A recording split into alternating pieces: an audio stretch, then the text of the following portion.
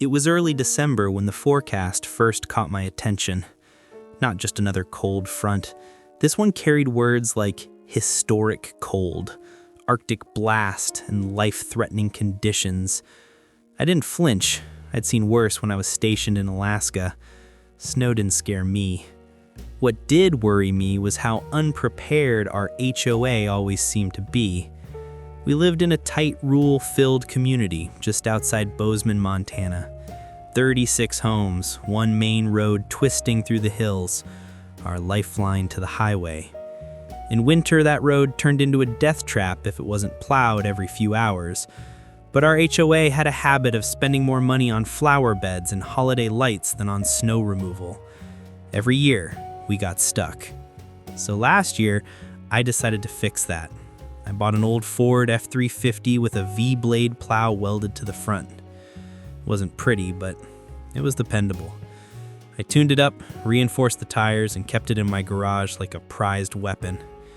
And when the HOA's plow guy didn't show up for 3 days, I cooked that truck out myself. Cleared every cul-de-sac. Didn't charge a cent. I just couldn't stand seeing families trapped behind snowbanks. People thanked me. Even Karen, the HOA president.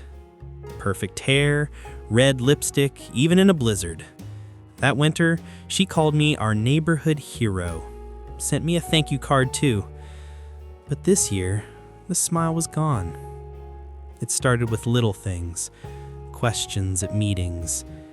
Is your vehicle insured for community use? Do you store fuel on site? Are you licensed as a contractor? I could see where it was going. They didn't like that I was doing their job better than their paid vendor. So I kept quiet, focused on my truck, on the storm.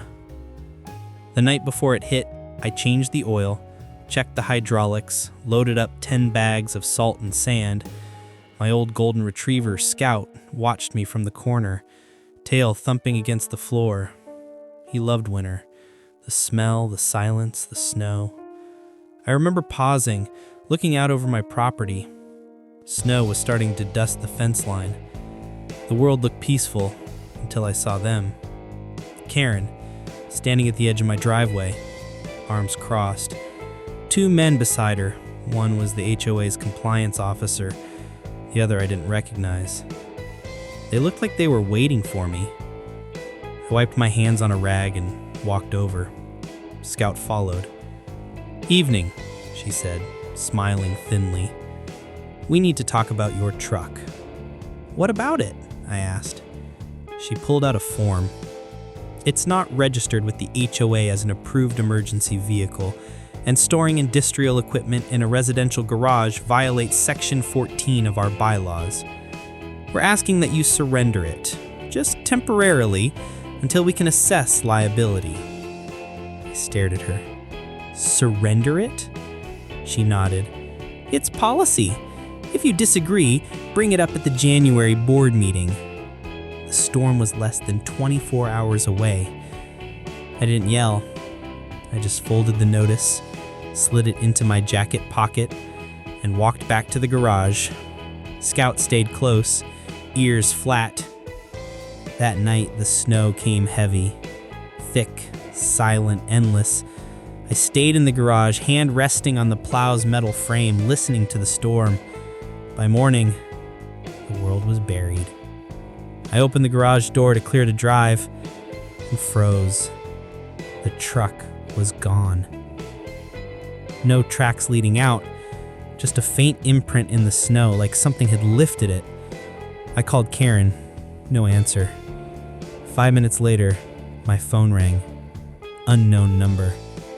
Through static and wind, a voice whispered, "Mr. Hales, your truck is with us now. Stay inside." Scout started barking at the window. I turned, pulled the blinds, and my heart nearly stopped. The truck was there, parked outside the HOA clubhouse, engine running, headlights burning through the snow, aimed directly at my house. But there was no one in the driver's seat. Then the headlights flickered, and from across the storm, I heard a voice, soft,